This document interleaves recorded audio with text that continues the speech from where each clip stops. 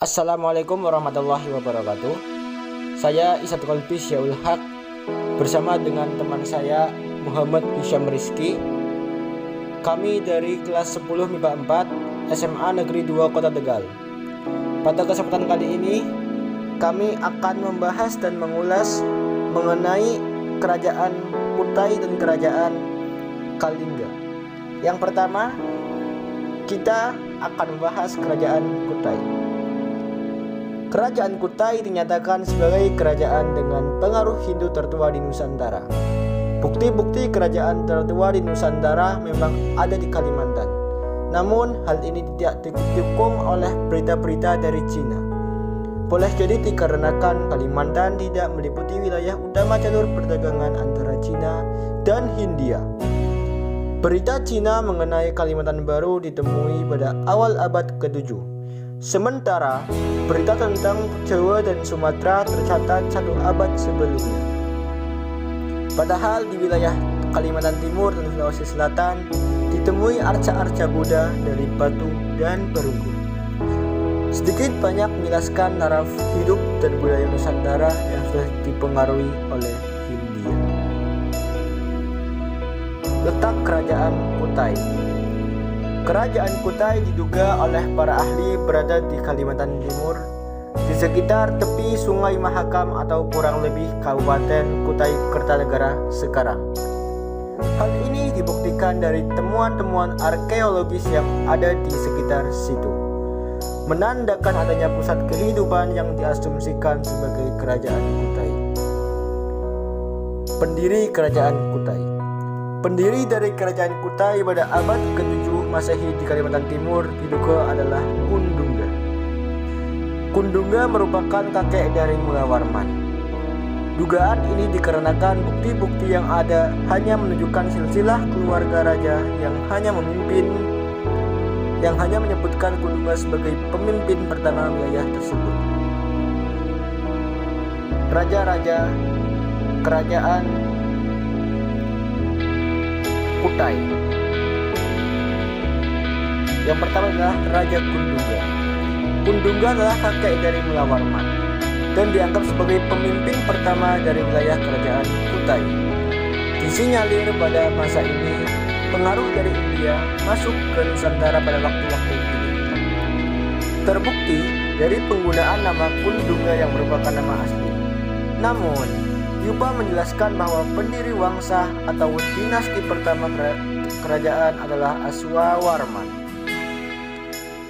Namun karena Kundungga adalah kakek dari Mula Warman, dapat disimpulkan bahwa ia merupakan pemimpin dari peradaban yang ada. Raja yang kedua yaitu Raja Aswawarman. Aswawarman merupakan putra dari Kundungga, diduga sebagai raja pertama yang menggunakan nama wangsa, sehingga dapat dipahami sebagai masuknya pengaruh India ke Kutai ada di masa ini. Aswawarman dianggap sebagai penganut agama Hindu pertama di lingkungan keluarga raja. Ia memiliki 3 putra, salah satunya Mula Warman yang dianggap sebagai raja terbesar di Kutai. Raja yang selanjutnya yaitu Raja Mula Warman. Mula Warman dianggap sebagai raja terbesar Kutai. Yupa mencatat banyak pencapaian-pencapaiannya. Di antaranya mengadakan kenduri dengan emas yang banyak, bersedekah segunung minyak dan 20.000 ekor sapi kepada Brahmana. Yang selanjutnya kita akan bahas masa kejayaan kerajaan Kutai. Masa kejayaan kerajaan Kutai terjadi pada masa kekuasaan Mula Warman, di mana ia berhasil menegaskan kekuasaan Kutai dan mengalahkan raja-raja yang ada di sekitar wilayah tersebut. Mula Warman juga banyak melakukan persembahan kepada dewa, hadiah kepada Brahmana, dan sedekah kepada masyarakat biasa. Oke, setelah ini kita akan membahas dan mengulas kehidupan masyarakat yang terjadi pada masa pemerintahan atau masa kerajaan Kutai.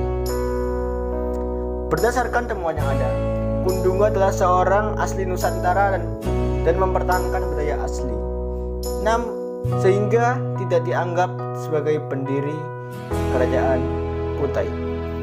Karena menurut kultur Hindu, Silsilah kerajaan adalah hal penting dan harus dicatatkan setiap perubahannya. Meski begitu, Yupa tidak dijadikan sebagai penjelasan keadaan masyarakat Kutai karena penulisan bahasa Sangsekerta hanya digunakan untuk permasalahan kerajaan dan Brahmana. Dapat disimpulkan bahwa agama Hindu dan pengaruh India lainnya hanya dianut oleh raja, Brahmana, dan kalangan ksatria yang berisi kerabat-kerabat raja. Sedangkan masyarakat umum Kutai masih hidup dalam budaya dan kebiasaan asli Nusantara, termasuk agama leluhur. Bukti-bukti peninggalan kerajaan Kutai. Bukti yang pertama yaitu Yupa atau Prasasti Mulawarman. Yupa adalah tiang batu di mana prasasti dibahatkan di sana. Terdapat di Kabupaten Kutai Kertanegara, Kalimantan Timur. Yang kedua yaitu Arca Siwa, Arca Nandiswara, dan Gua di Sungai Cilai.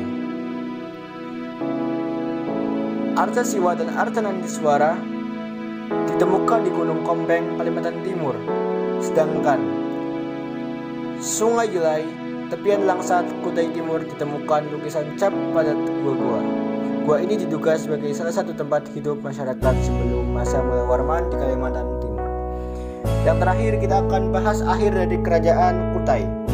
Tidak ada bukti-bukti yang menjelaskan bahwa kerajaan Kutai harus berlanjut di Kalimantan Timur atau kemudian runtuh oleh sebab tertentu. Oleh karena bukti tertulis hanya ditemui pada Yupa, sehingga tidak ada lagi keadaan apapun yang diketahui oleh para ahli mengenai sejarah Kutai ataupun kehidupan masyarakat. Kerajaan Kalingga. Letak, sejarah, dan peninggalan Kerajaan Holeng. Holeng adalah sebutan dari Kerajaan Kalingga. Berdasarkan catatan dari Tiongkok, kerajaan ini diperkirakan sudah berdiri sejak abad ke-6 Masehi. Sejarah berdirinya Kerajaan Kalingga. Sejarah kerajaan ini diketahui dari sumber catatan sejarah manuskrip, prasasti, cerita rakyat setempat, dan kronik sejarah Tiongkok. Ratu Sima merupakan ratu yang memimpin Kerajaan Kalingga. Catatan dari Tiongkok menjelaskan kalau sejak 674 hingga 732 Masehi, rakyat Kalingga diperintah oleh Ratu Sima. Rakyatnya dikenal sangat pandai dalam membuat bunga kelapa dan minuman keras. Komoditi kerajaan ini adalah gading gajah, cula badak, kulit penyu, perak, dan emas. Letak dan wilayah kekuasaan Kerajaan Kalingga. Dari catatan Tiongkok pula diungkapkan kalau letak dan wilayah kekuasaan Kerajaan Kalingga kemungkinan berada di kawasan Pekalongan dan Jepara saat ini. Ibu kotanya dikelilingi tembok yang dibangun dari tonggak kayu. Sang raja mendiami bangunan besar bertingkat tinggi, atapnya menggunakan palem, sedangkan singgasana sang raja dibuat dari gading. Jepara dikatakan sebagai pusat pemerintahan Kerajaan Kalingga, sebab terdapat tempat bernama Keling.